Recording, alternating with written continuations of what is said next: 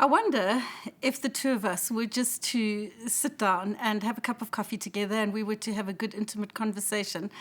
And I was to say to you, how do you feel about your worth? And on what do you base your worth? I wonder how you would answer that question. On what do you base your worth? And I'm raising the topic today because we are going to be preaching in this next while on the series of identity and on how we actually find our worth. In today's society, most people, even though they might not verbalize it as such, but if you were to ask them, what are you basing your worth on? They would be basing it on, what do I do? Do I have a prestigious job? If I'm an older person, what did I do? Did I manage a company or a corporation when I was younger? Did I write a book or preach some great sermons or whatever I did?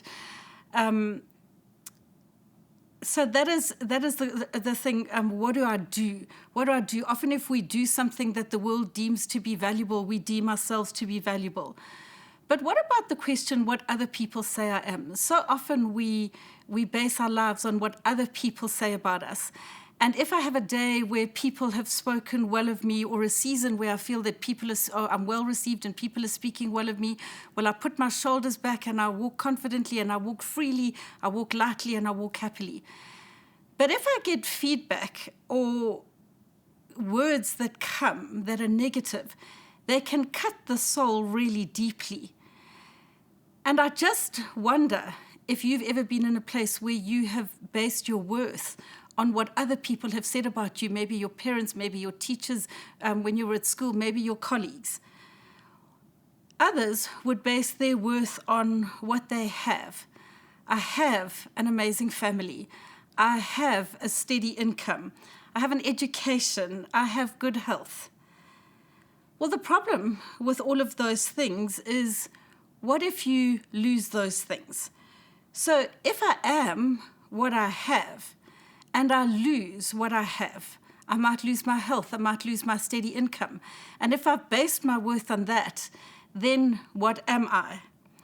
And so if I base my life on those three things, what do I do? What do people say about me? And what do I have? If we base our life on those things, we're going to find that we have a very, very up and down existence. When the going's good and people are saying good things and we've got a big income, we're up and then we're down. And all of our mental energy goes to just staying above that line and to just surviving. But you know, at the end of our short lives, we will not be doing anything. We certainly won't have anything because, as the old saying goes, we can't take anything with us. And after you've been dead a while, people stop talking about you. So there's going to come a time when all three of those things no longer exist.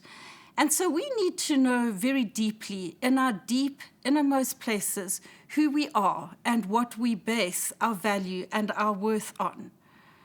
A while ago, I went away to an island, and it was a Greek island, actually, and I took a journal with me thinking I was going to write for hours what God downloaded to me. And I came back with one line, and the one line was this: "You are my beloved, and my favor rests on you." And so much has settled for me. I am his beloved. I'm the one that he loves. And his favor, it rests on me. His favor is his mercy, it's his clemency, it's his good thoughts, it's his wanting my well-being. His favor, it rests on me. It doesn't just visit me and it's here today and it's gone tomorrow, but it rests on me. It's always covering me. It's always on my shoulder. So I've come to know in the deep places that my worth is based on the words of Jesus, where he told me that I'm his beloved, and his favor rests on me. It's actually the words of God to Jesus that we expropriate for ourselves. And so we need to know deeply, and we need to take ourselves away from the hustle and bustle of the world and find that place where we hear him speak, "You are my beloved, and my favor rests on me, on you." Or we hear him say, "I have loved you with an everlasting love." Or we hear him say, "I have molded you from the depth of my hand." Or we hear him say, "I have knit you together in my mother's womb." or we hear him say, "You are mine and I am yours." And so my prayer for you today is that you would take the time to really ask God, ask him, what do you say about my worth? Because that is the only stability that we can have in our lives, what he says about who we are. And so, Father, I pray for each one of us. I pray that we would be able to declutter our senses, that we would be able to come into your presence and hear you speak to us in our innermost places, and hear you say to us that you love us deeply, that we are your beloved, and your favor rests on us. Amen.